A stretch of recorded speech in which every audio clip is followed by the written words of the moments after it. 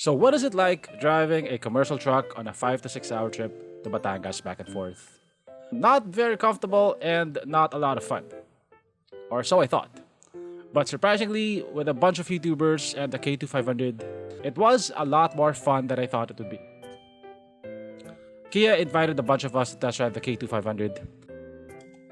I got to meet the regulars, Regan of Regan's Rides, Drew of Soju Cars, RM and Elaine of Riding in Tandem, Wes of Bearing PH Motoring, and I got to meet Anton Andres of Automart for the first time.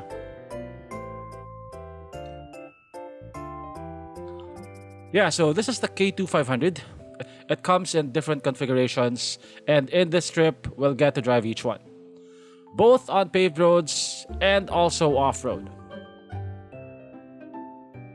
Before the event, we all got tested first. And no matter how many times I do a swab test, I don't think I'll ever get used to it. Thankfully, we all tested negative. We met at BGC early in the morning, we had our coffee, and then we quickly proceeded to our destination. So I got to drive the Kia K2500 Karga, which is a closed cargo van. Go. Okay. Oh, steppy. Okay, so we got invited by Kia Philippines to test drive this K2500, and it's been a while since I last drove a car where the engine is underneath my butt and the wheels are also underneath my butt.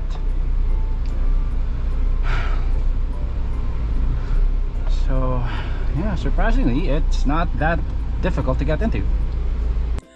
Now, I don't usually drive commercial vehicles, so I was expecting a bit of a learning curve. But as soon as I started moving, it almost felt like driving a normal private vehicle. The only adjustment is that the vehicle doesn't have a nose, and the wheels are directly underneath you. The interior looks surprisingly good. It doesn't make you feel like you're driving a commercial vehicle. Of course, everything is made of hard plastic, but the design is surprisingly very car-like. Everything is covered and you don't see any bare metal. The seats are also very comfortable. In terms of amenities, you don't get a head unit, but you get a provision for it. You can easily install a 210 head unit. You also get a 12-volt outlet, but it's not working on this vehicle. It's not working on this vehicle because I guess you have to install a head unit first to make it work. It also gets air conditioning, but you can't adjust the temperature, only the fan speed. Convoy? The engine feels very refined, surprisingly, especially considering that you're sitting on top of the engine. You don't feel any vibration under the seat and you don't feel any heat.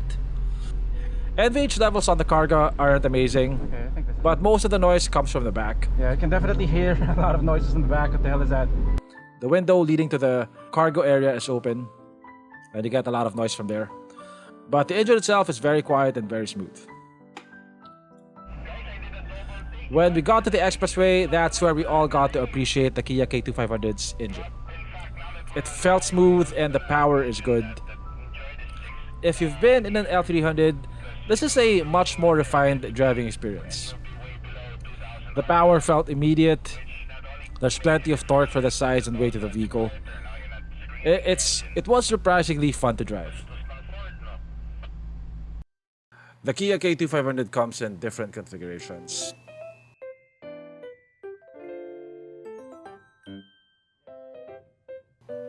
There's the Karga, which is a closed van type of cargo vehicle. You don't get seats in the back, although you can easily fabricate them. The space is very generous. The wheel wells don't intrude so much into the cabin, so you have a lot of very usable space. Now these are regular sized balikbayan boxes. You can fit 30 of these inside the Karga.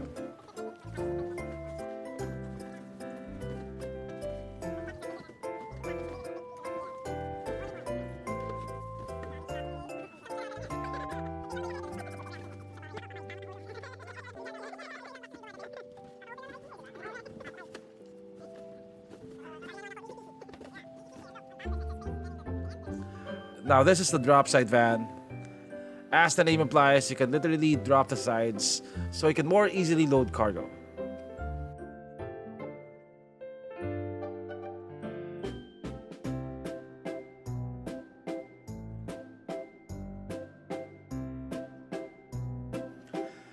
And this is the double cab version.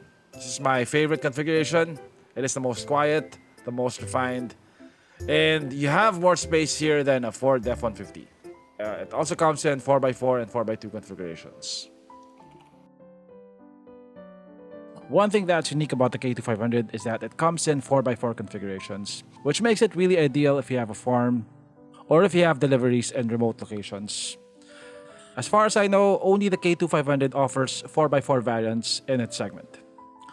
We got to test the K2500 off-road and it was pretty capable. Then full up to the left. Okay. Now my poor heel is already crushed. Don't go too slow, just keep going. There's a big hole in the middle there. Okay. See that big hole? Yeah. Alright. So now, you see the fallen grass on the left? Yeah. Go as close as you can to that, and I'm going to tell you to full lock the steering wheel, okay? So keep going, full lock. Slowly, slowly. Just slow. You'll make this turn. No problem. And then turn the other way. Okay, so I just made you full lock once, twice, thrice in a four-wheel drive. Anyway, thanks again to Kia for inviting us. Sorry for the late upload. I was supposed to upload this last month, but I got sick. And thank you for watching. I'll see you on my next video.